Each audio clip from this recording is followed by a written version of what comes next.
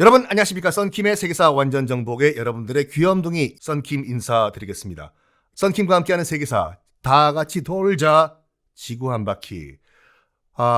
인류가 탄생한 시점부터 현 시점까지 모든 세계사를 아주 쉽게 전달해 드릴 건데, 지난 시간에 우리가 어떻게 끝났냐? 드디어 오스트리아 군이 3분의 1이 증발해버렸다까지 해버렸죠. 군으로서 기능을 상실했다까지 왔는데, 1914년 1차 대전이 발발한 이해부터 참호전이 시작돼가지고 1918년 1차 대전이 끝날 때까지 참호전은 쭉 계속됩니다.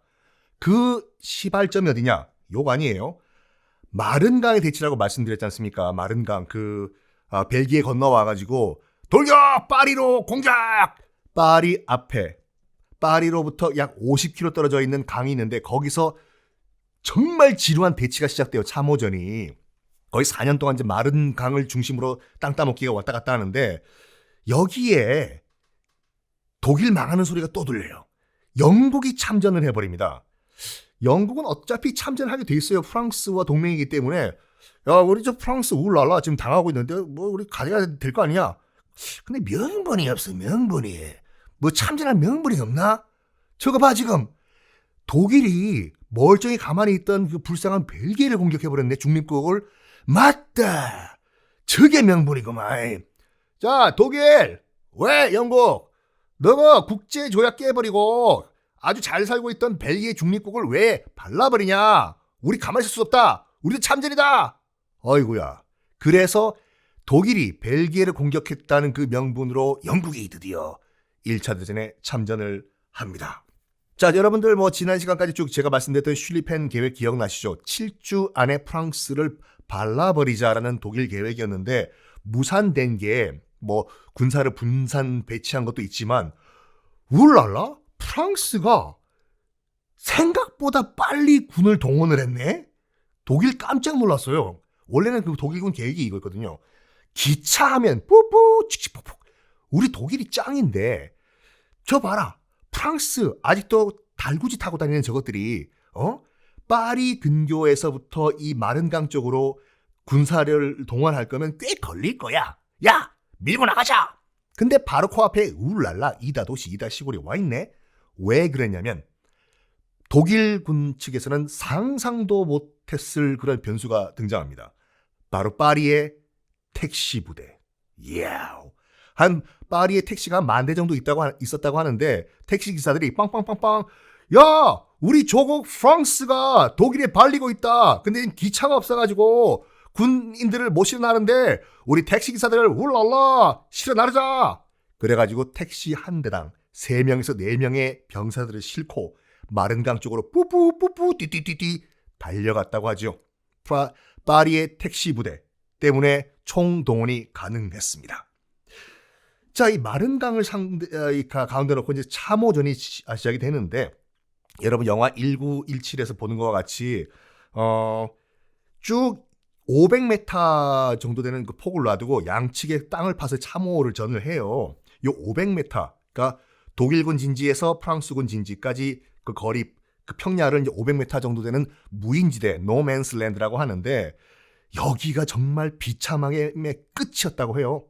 영화 1917도 그 2명의 주인공이 이 무인지대, 그 노맨스랜드를 건너뛰면서 그 연락을 취하는 그런 영화였는데, 일단은 그때 참호전이 어떤 형태로 진행됐냐면, 일단 포를 쏴요. 밤새 쏴. 수만 발을요. 상대편 그 참호에 빵빵빵빵빵.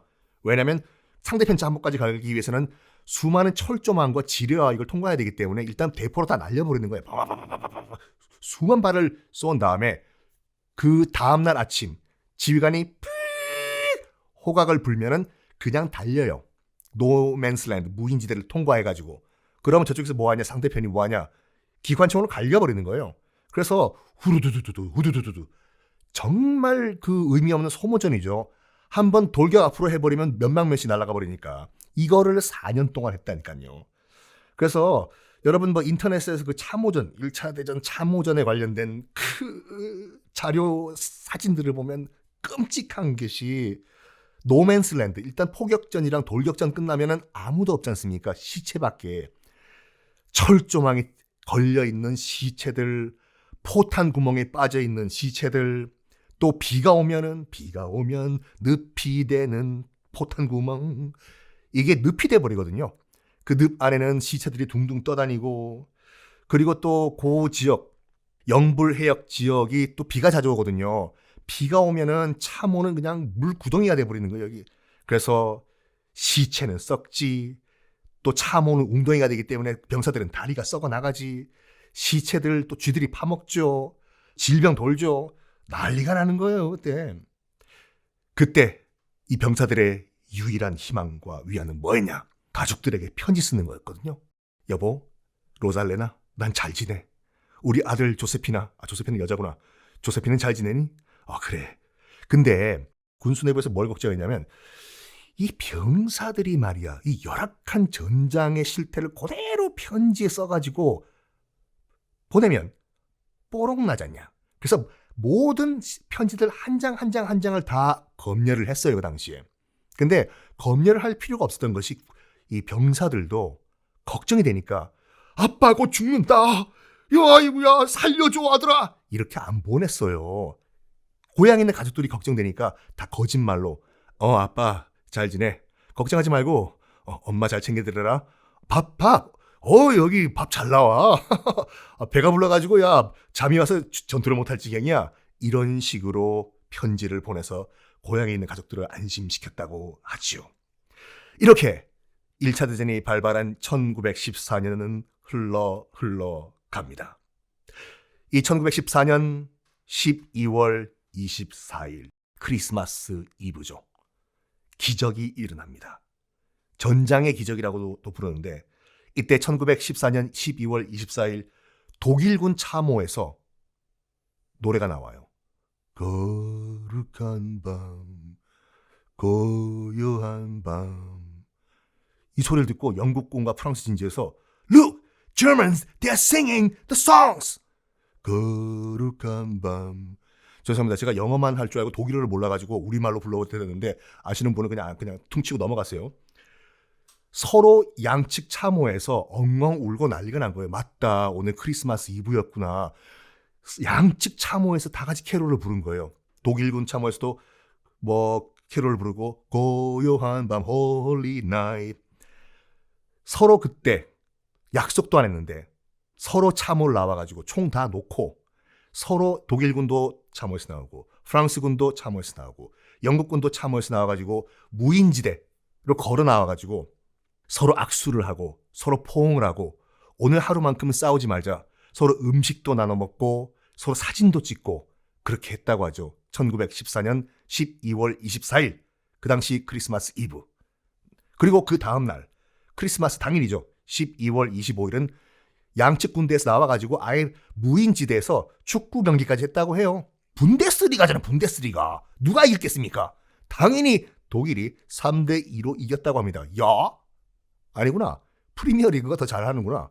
어쨌든 분데스리가 이겼어요. 그 당시에는 프리미어리그가. 박지성이 없어서 그런가 봐요. 이랬는데 이 소식, 솔직히 말해가지고 전쟁이라는 것이 그 병사들이 무슨 잘못입니까? 그 지휘부를 잘못 만나가지고 그냥 기관총 쏘고 맞고 하는 거지.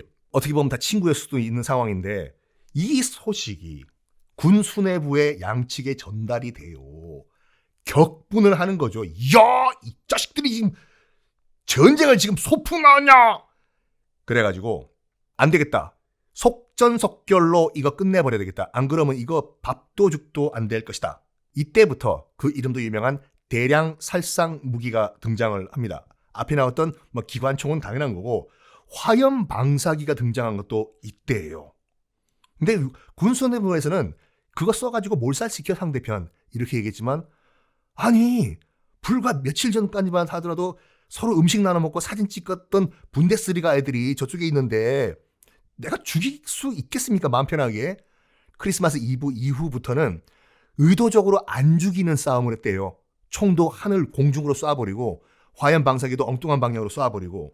어쨌든 화염 방사기와 또 등장한 게 있습니다. 바로 가스, 독가스가 처음으로 등장한 것이 1차 세계대전인데, 이거는 상식으로 알아두세요.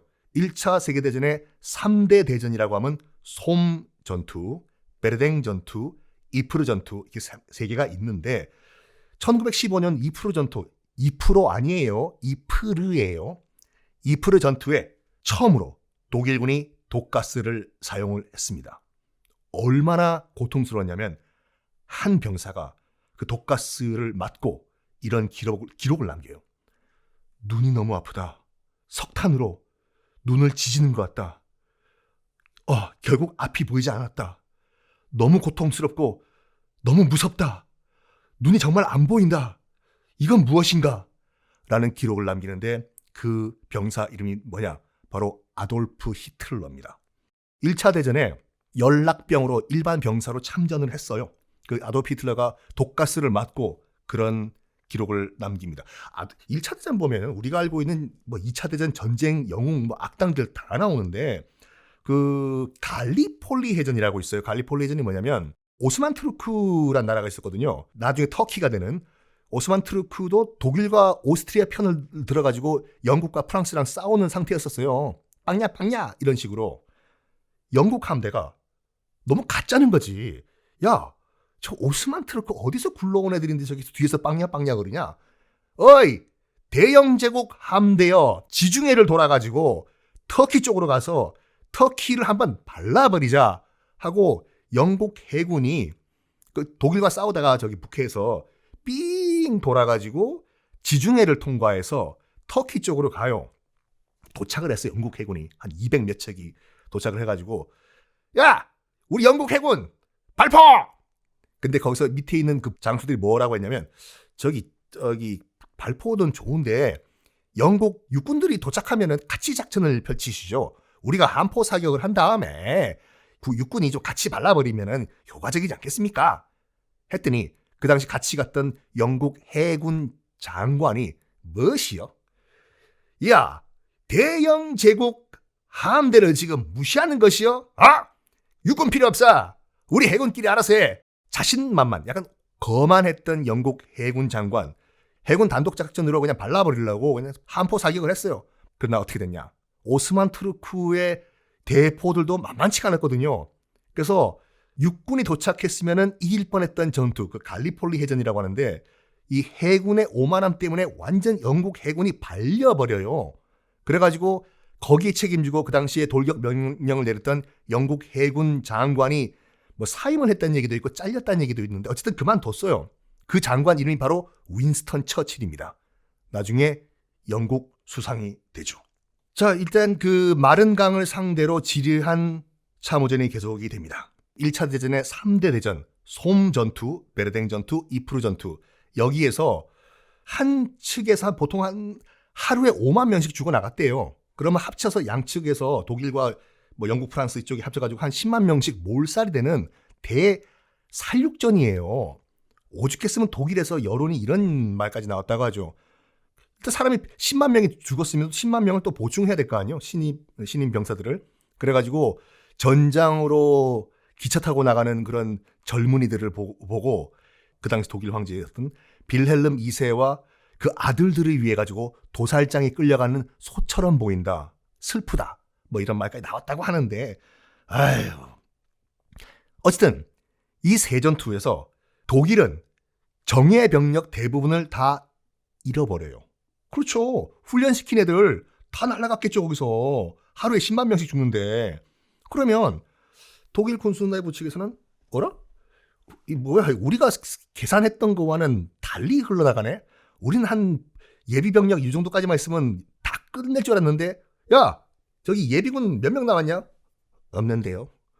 어디 갔냐? 다 죽었는데요. 독가스 맞고 허걱. 그래가지고 그때 독일은 훈련도 제대로 받지 못한 신입 병사들. 야, 너 몇 살이야? 저 18살인데요. 너 일로 와. 군대 들어가. 너 몇 살이야? 저 17살인데요. 거짓말 마. 민증 꺼내봐. 18살이네. 확 그냥 너 군대 가. 이런 식으로 훈련도 받지 못한 신兵들을 다 보내버리니까 전쟁이 되겠어요 이거요. 그걸 영국이 알아차린 거죠. 그래가지고 영국은 이거 이기면 확 그냥 독일 발라버리죠. 그래. 독일의 마지막 숨통을 이때 끊어버리자. 그래가지고 뭘 하냐면 독일 해상 봉쇄에 들어가 버려요. 아니 독일도 여러분 그 독일 지역 가보시면 알겠지만 독일은 그냥 숲이에요, 숲. 뭐 자원이란 게 아무것도 없어요. 그냥 야 분더봐. 그래서 식량이라든지 대부분의 뭐 원유라든지 이런 건 해상을 통해 가지고 이제 수입을 해 와야 될 건데 특히 이제 석유 같은 거는 봉쇄를 해버린 거예요. 이거를 영국이 얼마나 그 당시 독일 국민들이 후방에서 굶주렸냐면은 먹고 다 먹고 심지어 길거리 있는 개, 고양이까지 다 잡아먹고 나무 풀뿌리 끊어 먹고 하다가 결국엔 뭘까지 먹었냐면 그 동네가 순무 있지 않습니까? 순무. 저 강화도 가면 있는 동그란 그 양파처럼 생긴 무. 그게 이렇게 많이 났다고 하는데 먹을 게 그거밖에 없어가지고 아침도 무, 점심도 무, 저녁도 무, 야식도 무, 순무만 먹어가지고 지금도 독일에 가면 무 요리가 없어요. 그 당시 받았던 충격이 너무 커가지고. 그래서 독일인 친구한테 한국 소고기 묵국 사주면 뭐라고 할걸요? 안 돼요, 여러분. 독일은 아픈 추억이 있는 음식이에요. 독일 군수 내부와 빌헬름 2세. 야, 저 영국 애들 너무 치사한 거 아니냐? 우리도 먹어야지. 저걸 지금 해상을 다 봉쇄해가지고 야 이거 어떻게 뭐 해상 봉쇄를 뚫을 방법이 없냐? 그래서 독일이 해서는 안 될 짓을 하고 맙니다. 바로 유보트. 우리 영화도 많이 나오죠, 여러분. 유보트요. 유보트 무차별 격침 작전에 들어가요. 유보트가 왜 유보트냐? 너는 보트다. 유보트, I am not 보트가 아니라 이 운터시 부트라고 하는데 운터시가 언더시라는 그 영어의 독일어거든요. 언더시 그 수면 밑에, 부트는 보트고. 그래서 운터시의 약자 U를 써가지고 유보트 잠수함인데 처음에는 그 영국 군함만 노려요. 유보트들이 세계 최초로 디젤 엔진을 탑재한 잠수함을 만든 것도 독일이었는데 유보트였는데 일단은 군함만 노려요. 빵빵빵 다 격침. 보통 유보트 한 대당 어뢰를 6발 정도 장착한다고 하거든요. 그래서 유보트 한 대면은 보통 군함 6척은 날아가는 거예요. 빠방빵빵빵빵 거의 100% 명중률이었기 때문에. 그러다가 군함만 격침을 했었는데 영국이 교묘하게 이건 진실공방이 있긴 있지만 여객선과 상선에 몰래 이 군수 물자를 실어가지고 나른다고 정보가 들어갔어요. 독일에. 그래가지고 독일 군수부는 어떤 결정 내리냐면 야! 안 되겠다. 군함이고 나발이고 영국 깃발 유니온 잭 달고 있는 배들은 다 날려버려. 알겠나? 유보트! 예! 그런데 1915년 영국 호화 여객선 루시타니아호라고 있거든요. 있었어요. 루시타니아호라고 타이타닉과 거의 동급의 규모의 동급의 뭐 그 탑승 인원인데 이 루시타니아호가 영국 여객선이었거든요. 이게 뿡뻥 툭툭툭툭 뉴욕을 출발해서 영국 리버풀 쉴럽드 야야야 비틀즈의 고향이죠. 리버풀로 가다가 북해에서 유보트의 공격을 받고 꼬르륵 가라앉았네.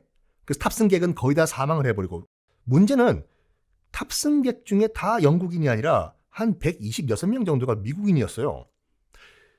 미국인들에게는 트라우마가 있었거든요. 그 당시에. 지금 1915년이잖아요. 루시타니아호가 침몰했던 것. 바로 3년 전 1912년에 타이타닉호가 똑같은 비슷한 곳에서 침몰을 했지 않습니까? 그래서 미국과 영국인들은 타이타닉에 대한 트라우마가 있는 상태에서 여객선이 침몰한 거에 대해서 불과 3년 후에 똑같은 배가 또 침몰한 거네 지금요. 그때 당시 이제 미국 대통령이었던 우드로 윌슨이 독일에 경고 날리죠. 너 우리 미국이 말이야 유럽 본토 일에는 간섭을 안 하려고 했는데 독일 너희들 너 자꾸 이럴 거냐 지금? 미국인까지 죽여? 확 그냥 우리 참전해! 이 상황에서 아까도 말씀드린 같이 독일 상황이 그렇게 좋지가 않아요 지금요. 전선에선 다 지금 깨지고 있고 먹을 것도 없어가지고 맨날 숨만 먹고 있는 상태에서 독일은 깽깽깽깽깽 바로 사과를 해요. 야 미국 정부 I am sorry. 그래서 원래 계획대로 군함만 격침하겠다라고 타협을 봐버려요. 왜냐면 독일 입장에서 봤을 땐 미국 참전하면 끝이거든. 지금 간당 버티고 있는데 양키들까지 와버리면 어떻게 해요 여러분. 참 여러분 양키라는 말이 뭐 우리가 나쁜 뉘앙스로 알고 계시는데 아니에요, 여러분. 우리는 그 80년대 운동권 할 때 양키 고홈 그것 때문에 안 좋은 뉘앙스가 있는데 양키는 미국 북동부 지방 그 뉴 잉글랜드 지방 주민들을 양키라고 해요. 그게 문제면은 뉴욕 양키스는 큰일 나게 그럼. 어쨌든 간에 양키들의 참전은 정말 무서워했던 독일. I am sorry, I am sorry야. 바로 사과를 해요. 근데 이 분더바, 분데스리가 자존심 하나밖에 없었던 독일 군부 논란이 됩니다. 아니 참전도 안 한 미국 양키들한테 왜 우리가 꼬리를 내냐고. 그래가지고 옥신각신 그 토론 끝에 다시 하자. 무제한 잠수함 격침 작전. 근데 뭐냐? 미국이 도착하기 전에 이 전쟁 끝내야 된다. 왜냐면 미국 도착하면은 끝나니까 저희들도 뭐 미군은 아직 동원령이 안 내린 상태예요. 동원령이 내려야지 뭐 군대들도 이제 군인들도 모집을 하고 뭐 배 태우고 훈련시키고 올 거 아니에요. 그래서 미군이 본격적으로 동원되기 전에 아예 그냥 영국 군함이고 상선이고 나발이고 박살을 내버려가지고 전쟁 끝내버리자. 이거를 해버려요. 무리수죠. 그리고 이 독일이 무슨 생각을 했는지 그때 무슨 약을 먹었는지 보통 일반적인 그 전쟁사에서는 나올 수가 없는 무리수를 막 던지는데 지금부터 저 멕시코에 있는 여러분 그 1차 대전에 멕시코도 참전할 뻔했어요. 울랄라는 그건 프랑스구나. 뭐지? 오르르 깨파스 올라. 멕시코에 있는 그 독일 대사관에 베를린에서 이 비밀 전보를 하나 때려요. 뚜뚜뚜뚜뚜뚜뚜뚜뚜뚜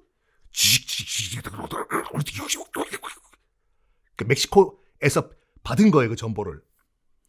뭐라고 내용이 돼 있냐면, 저 멕시코 정부, 여기 독일 정부인데요.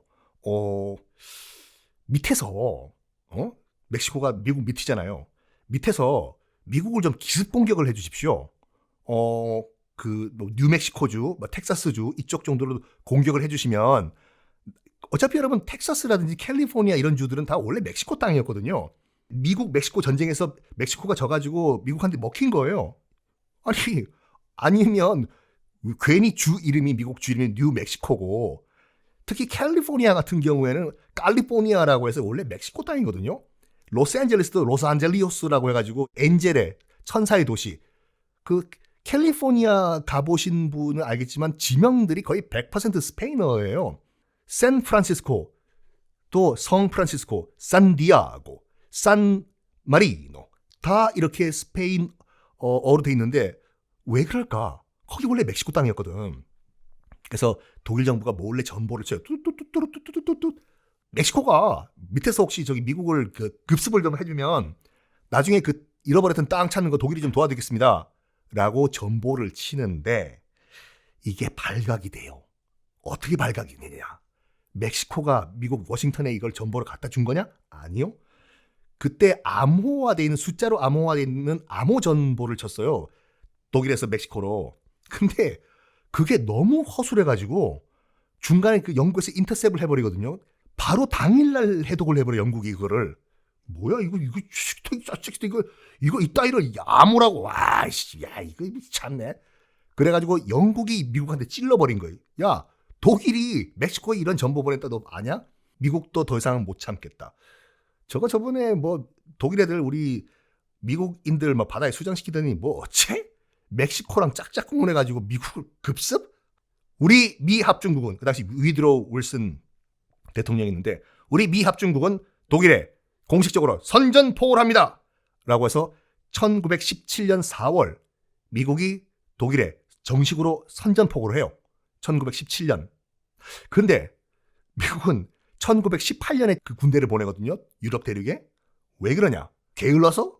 아니라 그때만 하더라도 미국은 그 군사력이 세계 20위권 바퀴였어요. 1차 대전 때까지만 하더라도.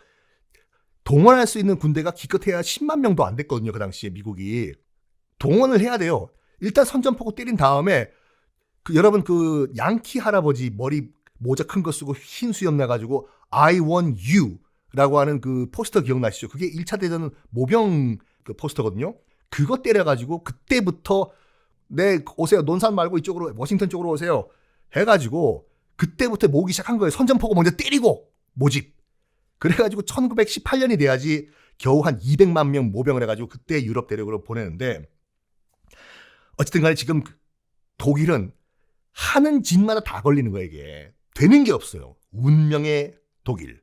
뭐 멕시코로 때린 전보 중간에 들통나. 전선은 다 박살나고 있어. 미국까지 참전을 해버렸어요. 최악이죠 지금. 근데 빰빰 동부전선에서 희소식이 들립니다. 우리는 살았다. 독일 할렐루야. 동부전선이라고 하면 그 독일과 러시아와 싸우고 있던 그런 전선이죠. 지금까지 말했던 건 다 서부전선이에요. 프랑스랑 독일과 영국은.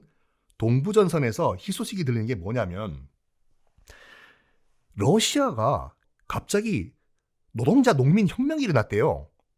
그래서 니콜라이 2세, 그 당시 이제 황제인데, 끌어내리고 나라가 아수라장이 된 거예요 지금. 그게 그 이름도 유명한 인류 역사상 최초의 공산혁명, 볼셰비키 혁명이 러시아에서 일어나요. 1917년. 그래서 1차 대전을 일으켰던 니콜라이 2세. 찾아보세요 여러분. 니콜라이 2세 사진 보면 겁나 잘생겼거든요. 약간 그 가수 윤수일 닮았어요. 윤수일 씨를 모르시는 분들은 죄송합니다. 검색해보면 멋있는 아저씨거든요. 정말 잘생긴 거와 뭐 성격은 상관이 없고, 니콜라이 2세가 끌어내려지고 볼셰비키 혁명이 일어나는데, 독일이 이거는 나중에 결과적으로 봤을 때는 정말 큰 실수를 해요. 볼셰비키 혁명이 일어나가지고 그냥 놔뒀으면 그 소련은 탄생하지도 않고 저들끼리 또 쿵짝쿵짝 해가지고 또 뭔가 됐을 거야. 근데 이 1917년 4월 독일은 스위스에서 망명 중이던 한 러시아인을 기차에 태워가지고 모스크바로 보내버려요. 독일이. 당신 러시아 그 지식인 맞죠? 맞소. 고향 가고 싶죠? 나 못 가오. 니콜라이 2세한테 나 죽소. 니콜라이 2세 지금 벌써 아웃돼버렸고, 지금 상황이 2차 저차 해가지고 지금 난리가 났어. 당신 뭐고 러시아. 지금 노동자 농민 혁명이 났대 지금. 그랬어? 그럼 나 고향 가겠어. 그래, 알겠어. 그러면 스위스로 가가지고 이 기차를 타시오. 타고 몰래 이 사람을 모스크바로 보내버려요. 가서 당신이 이 사태를 수습하라고. 그 사람 이름이 뭐냐? 바로 레닌입니다. 그때 레닌이 모스크바에 도착해서 볼셰비키 혁명을 정리하고 이끌게 되죠. 그래서 바로 이제 또 소비에트 연방이라는 국가를 탄생시켜 버리는데, 결과적으로 봤을 때 여기서 독일이 그 짓을 하지 말았어야 되는 이유가 뭐냐면, 나중에 소련의 레닌 뒤를 이은 그 스탈린과 정말 1차 대전 못지않은 대량 살육전을 또 독일과 펼치죠. 이건 나중에 2차 대전 때 말씀드리겠는데, 우리는 미국 측의 관점에서 봐서 이제 2차 대전을 보다 보니까 노르망디 상륙작전 뭐 이런 뭐 그 퓨리, 브래드 피트 나온 영화를 통해서 미국적인 관점에서 보다 보니까 노르망디 상륙작전 이런 미군 주도로 여러분들 2차 대전 싸운 거 아죠? 연합군이. 아니에요. 진짜 유럽 대륙 땅덩이 위에서 정말 대량 살육전은 독일과 소련과의 싸움이었어요. 그래가지고 뭐 저 같은 이제 밀리터리 덕후들은 2차 대전이라고 한 번에 퉁쳐버리지 않고 독소 전쟁이라고 따로 쳐버려요. 독일과 소련과의 전쟁. 그때는 지금 1차 대전과 같이 독소 전쟁은 한 번 싸울 때 100만 명씩 나가 사망을 했다니까요. 몰살. 혹시 영화 관심 있으신 분들은 Enemy at the Gate라고, 지금은 머리가 다 빠진 그 주드로가 한때 잘 나갔던 때 나왔던 영화가 있거든요. 에드 해리슨이랑 그 저격 스나이퍼 영화인데, 그걸 보시면 대충 그때 얼마나 살벌했는지 알 수가 있습니다. 다시 돌아와서 레닌을 보내버려요. 그리고 새로 탄생한 소련과 독일은 조약을 맺습니다. 지금 뭐 동부전선 뭐라고 하는데, 그건 이전에 있었던 그 황제 니콜라스 2세와 했던 그런 전쟁이고, 새로 탄생한 우리 레닌의 노동자의 그 국가 소비에트 연방, 즉 소련은 더 이상 전쟁을 하지 않겠어. 조약을 맺어버려요. 독일과 소련은 전쟁 끝. 동부전선은 이제 없어져버려요. 독일 입장에서 봐서는 이제 난리가 난 거죠. 야하! 동부전선은 없어졌다. 동부전선에 있던 독일군 다 서부전선으로 집합! 그러면 과연 독일은 이 전쟁에서 이길 승산이 있었을까요? 1918년 이제 1차 대전이 마무리되는 이때 드디어 미군이 참전을 해요. 한 200만 명이 몰려와요. 양키들이. 와우. 여러분들이 독일군 수뇌부를 하면 어떤 생각하겠습니까? 머릿속으로. I became 엿됐다. 죠. 근데 이렇게 우리가 독일 제국이 무너질 수는 없다. 마지막 총공세 한번 하고 우리 그냥 장렬하게 전사하자. 그래서 1918년 3월 봄에 춘계 대공세를 펼칩니다. 독일의 마지막 공격이에요. 남아있는 애들까지 다 긁어모아서 어차피 동부전선은 끝났으니까 서부전선 다 모아. 그 마른강 쪽으로 다 집합. 우리 독일 여기서 멋지게 한번 싸우고 멋지게 죽자. 가자. 분데스리가. 그래서 마지막 총공세니까 뒤로 빠지면 어차피 굶어 죽어요. 여러분 먹을 게 없어. 얘네들은 개, 고양이까지 다 잡아먹은 상태 지금요. 그래가지고 싸우다가 죽자 해서 총공세를 해가지고 어라라? 얘들이 죽기를 각오하니까 겁이 나는 거예요. 뚫리긴 뚫려요. 드디어 4년 동안 움직이지도 않던 전선이 뚫려. 프랑스와 영국과 미군이 막고 있던 서부전선이 뚫려요. 뚫렸는데 스스로 독일군이 무너져. 왜? 독일군 애들이 못 먹었거든요. 독일군 애들이 못 먹었는데 이 서부전선 뚫고 오니까 미국 애들이, 양키 애들이 저기 미국에 실고 온 통조림이랑 음식이 그래가지고 싸울 생각을 안 하고 총 놓고 깡통 따마시고 애들이 걸신이 들려버린 거예요. 역시 통조림은 미제. 소세지. 핫도그. 그래가지고 싸워야 되는데 뚫고 들어오자마자 일단 뚫고 들어오니까 일단 미군과 영국군과 프랑스군은 후퇴를 해야 될 거 아니에요. 뚫고 들어오니까. 일단 몸만 후퇴를 하고 저기 뭐 전투식량 같은 건 다 놔두고 갔겠죠. 그걸 보고 개, 고양이 잡아먹고 순무 끓여 먹던 애들이 개걸스럽게 전투고 나발이고 뭐 난 먹다 죽겠다 해서 전투가 안 돼요. 심지어 와인 같은 술까지 먹고 술 취해서 널브러져서 난리가 난 거야. 야! 너 니콜라스! 돌격이가 나발이고 너 누구야? 네 사령관이다! 사령관 원샷! 밑장 깔면 죽어! 이 상황에서 결정타가 하나 또 들어옵니다. 뭐냐? 1918년 이 어떤 해였냐? 지금 우리가 코로나 때문에 힘들어하지 않습니까? 1918년이 바로 스페인 독감 대유행이었거든요. 전 세계적으로 한 4천만 명 죽었다고 하죠. 그 당시에 조선총독부 기록을 보면은 우리나라 조선 그다음 일제식민지 상태죠. 조선까지 들어와가지고 수도 이 한성에서만 한 20만 명이 죽었다고 해요. 우리 기록에도. 우리도 희생자가 있었거든요. 스페인 독감이 대유행을 해버리네. 근데 미군이랑 프랑스랑 영국군은 잘 먹었잖아요. 독일군은 지금 무먹고짐 온 애들이다 보니까 면역력이 떨어져가지고 한 50만 명이 걸려서 다 죽어다 버렸대. 독감 때문에요. 이런 상황이 이렇다 보니까 독일 내부에서 슬슬 휴전 얘기가 나와요. 저기 그냥 우리 항복하기엔 선언하기엔 너무 쪽팔리고 우리 그냥 이제 휴전 좀 하자고 제안을 좀 해봅시다. 휴전. 그래. 실질적으로는 항복이지만 문서상으로는 휴전 좋다. 휴전 좀 얘기 좀 해봐. 네가 가가지고. 이렇게 전쟁 마무리하자는 얘기가 나오고 있어요. 그때 결정타가 또 터져요. 독일 입장에서 봤을 때는 1918년은 정말 생각하기도 싫은 끔찍한 해였던 것이 1918년 11월 저기 독일 북부 지역에 보면요. 그 덴마크 지나가지고 저 북부 저 스웨덴 쪽 바라보는 그 바다에 킬이라는 죽이다 킬 아니에요. 도시 이름이 킬이에요. 항구 이름이.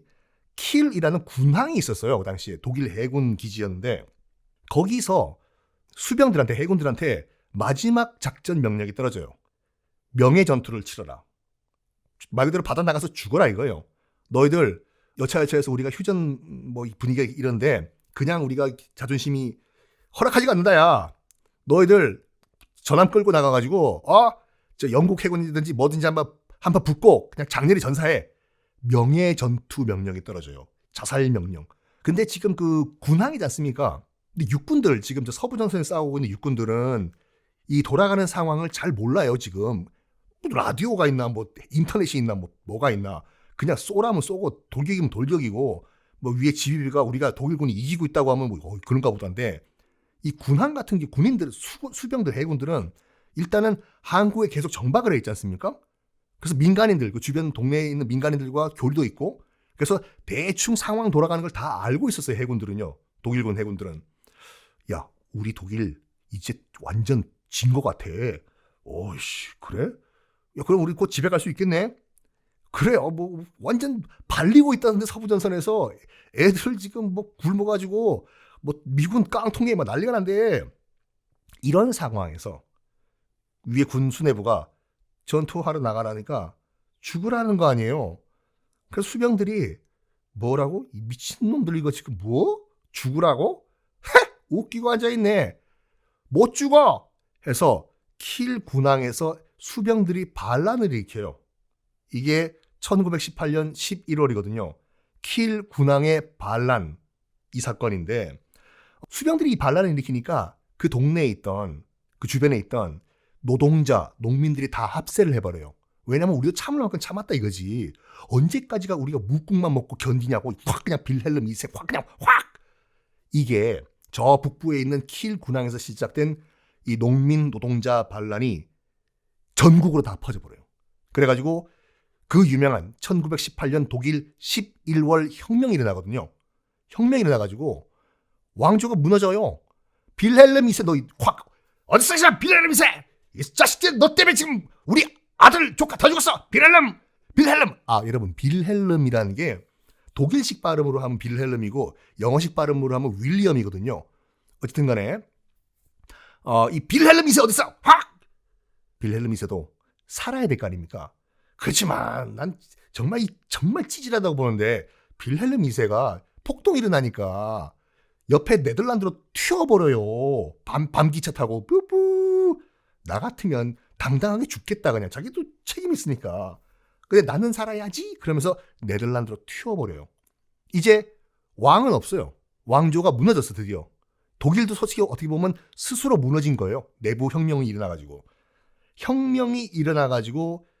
이 혁명 세력들이 바이마르 공화국이라는 공화국을 선포를 합니다.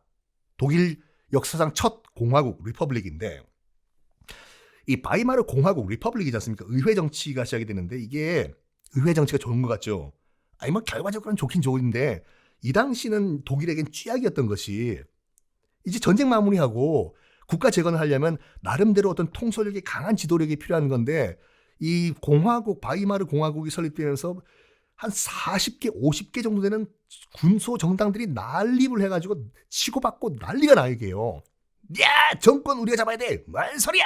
우리가 정권 잡아야 돼. 조용히 하는 새끼요. 정권은 우린 거야. 정권은 우리 거야. 뭔 소리요? 이런 식으로 난리가 나는데, 그게 나중에 또 설명드리겠지만 요 공화국의 혼란이 잉태를 게 있어요. 바로 누구냐? 아돌프 히틀러를 탄생을 시킵니다. 그건 나중에 설명드리고, 휴전협정이 결국 사인을 해요. 근데 보통 휴전협정 사인을 하면 무슨 뭐 왕궁이라든지 무슨 대통령궁 이런 데 가가지고 사인을 해야 될 것 같지 않습니까? 이상한 데 가서 휴전협정을 사인을 해요. 프랑스 안에 있는 한 숲 속에 있는 열차 안에서 사인을 해요. 그 독일군 그 수뇌부 끌고 와가지고 열차 타라고, 프랑스 숲에 가가지고 열차 안에서 사인을 하라고 해. 그리고 또 프랑스 군은 뭘 하냐면 그 열차를 끌고 독일군은 다시 독일로 돌아가고 항복 문서 사인을 한 다음에 이 열차를 끌고 파리로 갖고 가요. 파리로 갖고 와서 파리 한복판에 딱 전시를 해요. 봐라, 이게 독일군 애들이 쪽팔리게 사인을 한 그런 삐삐삐 빠빠빠빠 같은 열차다. 여기 침 뱉어 침 탁탁. 그러니까 보복을 한 거예요. 프랑스 입장에서 봤을 땐 정말 자존심 웃기지 마라. 다 끝까지 자존심 박살내버리겠다. 근데 프랑스 파리에서 전시가 되고 있던 그 비굴함의 상징 열차, 나중에 누가 다시 독일로 끌고 가냐? 2차 대전 발발 후에 히틀러가 끌고 가버려요.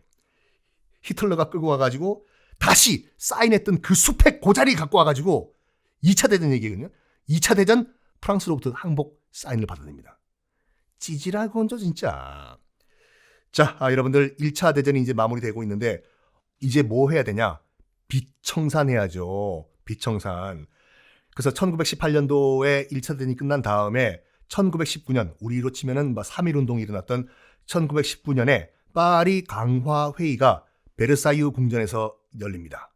그것도 거울의 방에서. 이 프로 시작할 때 첫 부분에서 기억나시죠? 프랑스와 프로이센의 전투에서 프로이센이 승리해서 독일 제국을 선포하는데 비스마르크, 그 당시 수상과 빌헬름 1세가 독일 제국을 선포를 하죠. 프랑스를 발라버리고 그 선언한 데가 바로 베르사유 궁의 거울의 방이었어요. 프랑스 입장에서 봤을 때는 정말 자존심 울랄라 다 박살난 순간이었거든요. 독일 제국의 선포를 파리에 있는 베르사유 궁의 거울의 방에서 했거든요. 그거 그대로 갚아주는 거예요. 똑같이 베르사유 궁의 거울의 방에서 파리 강화 회의를 하는데 이게 뭐냐면 독일 돈 갚아 그런 회의입니다. 독일 이거 죄가 있기 때문에 요만큼 돈 내. 이건데 미국도 참전해서 승전국으로 와요. 우드로 윌슨이 그 당시 대통령인지 파리 강화 회의에 와가지고 그 유명한 17개조의 평화 원칙을 쫙 읊어요. 그 중에 여러분 다 들어보셨을 거예요. 윌슨 대통령의 민족 자결주의.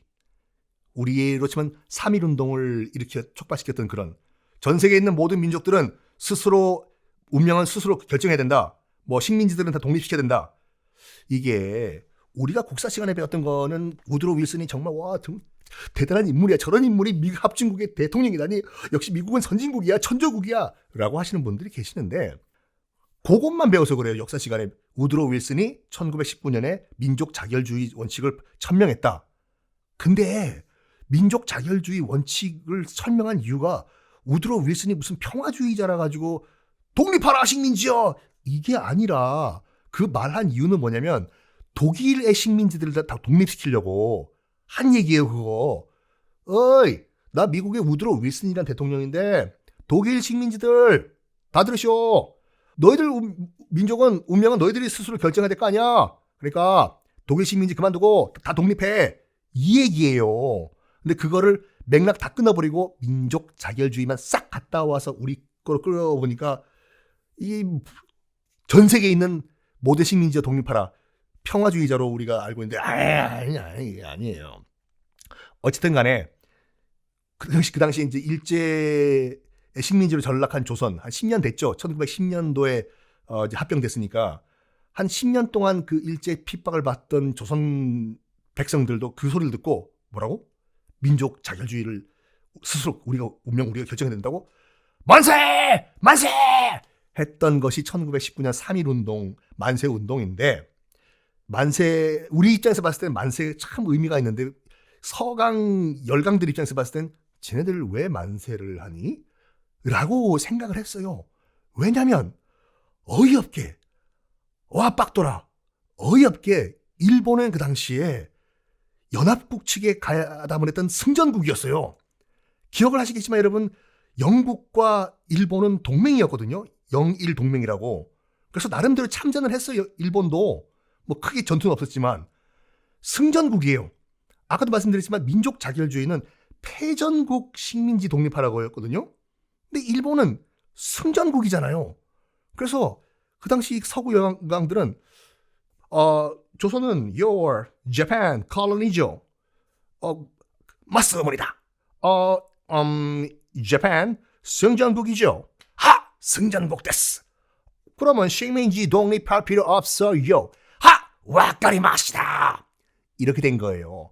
그래가지고 승전국, 이 일본이 승전국이었다는 그 이유 때문에 독립할 수 있는 기회가 1919년이 아니라 2차 대전 때 원자폭탄 때려맞고 일본이 패망했던 1945년까지 기다렸던 것이죠. 자, 이제 어쨌든 간에 독일 주머니 탈탈 털 시간에 지금요.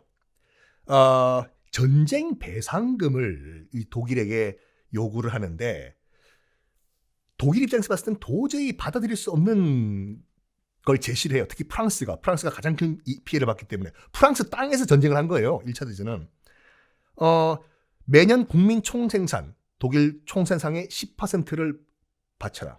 이 10%가 말이 10%지 독일 전체 국가에서 생산하는 거 10분의 1을 갖다 바쳐야 되는 거예요. 그리고 독일이 수출하는 모든 수출 대금의 80%를 토해내라. 이거예요. 독일은 야, 우리 보고 혹시 뭐 지금 뭐 땅 파먹으라는 얘기야? 근데 할 말이 없는 게 자기들이 일으킨 전쟁, 자기가 졌는데 갚아야 될 거 아니에요. 그래서 뭘 했냐면은 돈이 있어야지 갚으니까 유일한 방법이 뭐였냐? 그 당시 독일 중앙은행이 돈을 찍어내요, 막 무조건. 여러분 아시다시피 돈을 찍어내려면 그 지급 준비율이라는 게 있어야 되거든요. 은행에 어느 정도 금이 있어야지 그 금에 뭐 금이 한 뭐 내가 1억 원이 있다 은행 안에 그러면 내가 찍어낼 수 있는 그 통화의 양은 뭐 한 1억 5천 2억 정도 돌아갈 수 있게 뭐 갑자기 와가지고 돈 원래 금으로 내놔라 그러면 갚아줄 수 있는 정도의 준비가 돼 있어야 되는데 이거를 무시하고 독일 중앙은행이 막 찍어낸 거예요. 그냥 에라 모르겠다 일단 찍어내고 보자. 갖고 있는 금은 한 1억 원어치인데 막 1,000억 원, 2,000억 원 막 찍어낸 거예요. 이거. 에라 모르겠다 일단 갚고 보자. 그래서 돈을 찍어내서 마르크화잖아요. 그 당시에 돈을 찍어내가지고 그 돈으로 시중에 있는 금을 사요. 독일 정부가.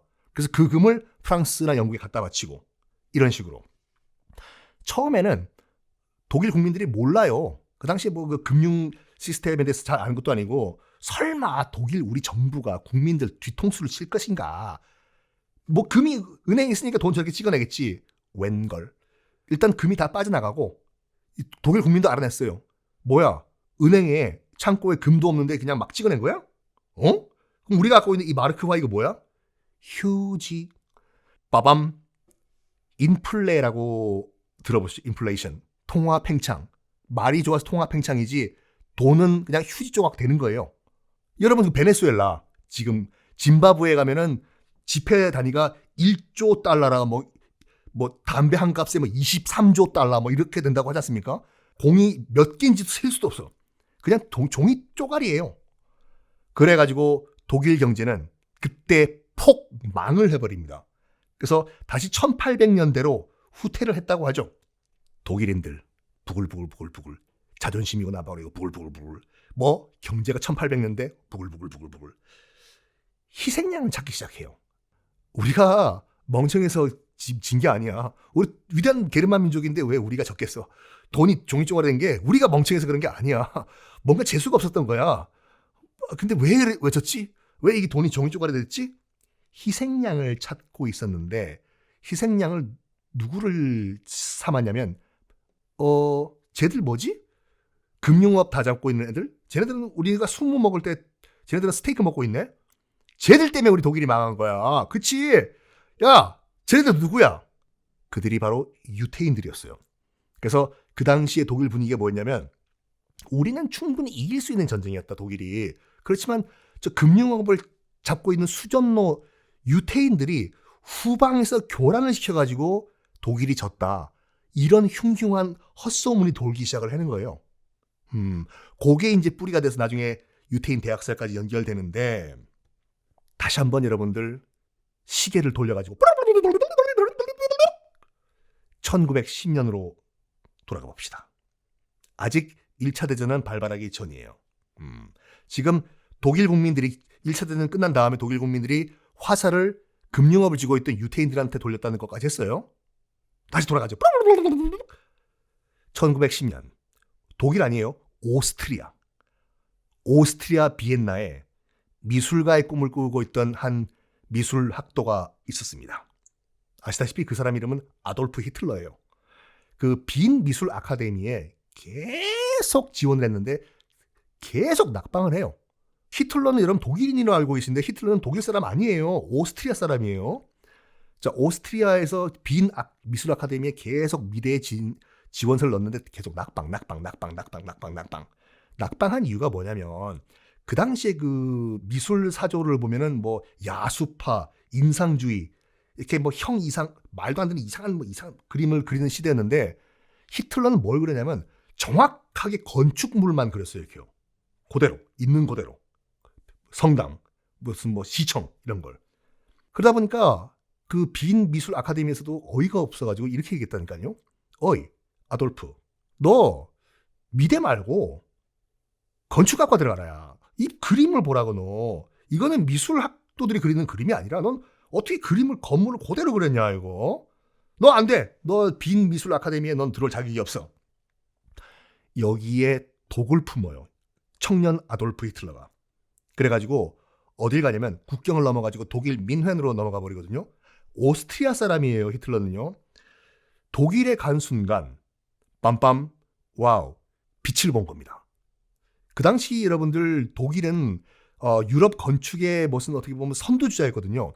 자기가 꿈꿔왔던 그 건물들, 교회당 이런 게 민헨에 다 있는 거예요. 야, 독일 제국의 미가 바로 이런 거구나. 푹 빠져가지고 독일에서 난 살아야지. 난 앞으로 독일 제국을 위해 살 거야. 독일에 정착을 하게 됩니다. 독일에 미술 공부를 하러 간 오스트리아 청년 히틀러가 왜 인간 백정이 됐는지 궁금하시죠? 다음 회 공개될까? 아니죠. 히틀러가 어떻게 살아왔는지 얘기를 해야 될 거 아닙니까? 다음 시간에 히틀러는 어떻게 해서 그런 인간 백정이 됐는지 그 과정, 청년기를 말씀드리겠습니다. 지금까지 여러분을 사랑하는 썬킴이었어요. 바이바이.